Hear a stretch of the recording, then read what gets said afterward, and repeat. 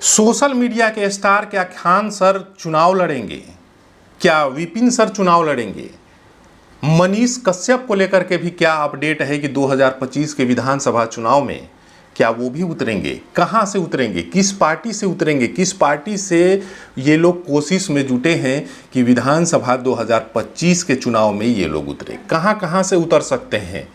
किस पार्टी से इन लोगों की चर्चा चल रही है? सारी जानकारी इस वीडियो में आपको देंगे। देखिए, खान सर ने अभी शादी की एएस खान से, बहुत हाइप बना, लगातार कई वीडियो आपने भी देखे होंगे। तेजस्वी यादव भी पहुंचे थे, बीजेपी के भी कई नेता पहुंचे थे। खान सर सोशल मीडिया के एक बड़े सेंसेशन हैं, कोचिंग क्लासेस चलाते हैं, हजारों की संख्या में उनके स्टूडेंट हैं।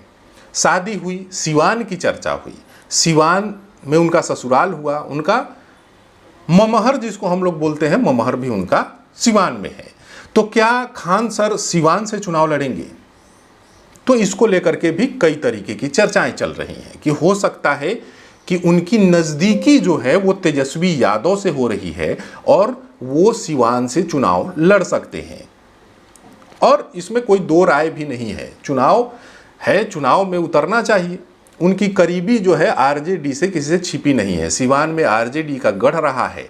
ऐसे में उनका ससुराल और ममहर दोनों एक जगह है, तो हो सकता है कि वो अपने इलाके से चुनाव लड़ लें। हालांकि वो हैं गोरखपुर के। वहीं दूसरा नाम आता है विपिन सर का। विपिन सर वैशाली जिले से आते हैं।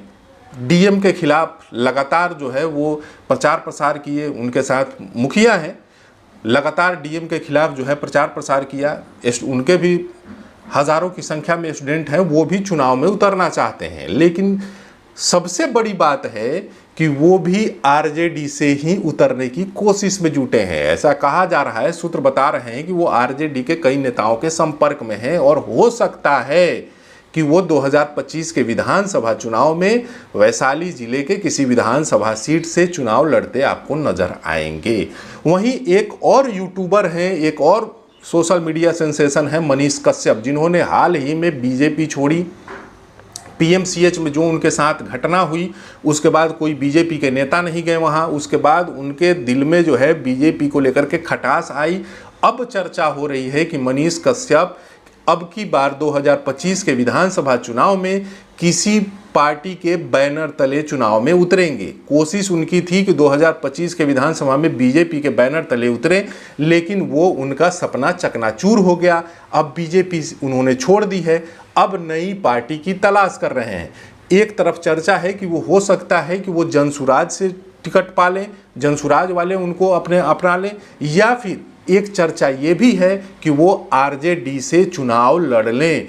तो ऐसे में आरजेडी के लिए एक बहुत बड़ा मौका है कि अगर खान सर, विपिन सर और मनीष कश्यप अगर तीनों आरजेडी के पाले में आ जाते हैं, तो ये आने वाले समय में एनडीए गठबंधन के लिए बहुत बड़ी चुनौती होने वाली है, क्योंकि इनके साथ हजारों लाखों छात्र जुड़े हुए हैं।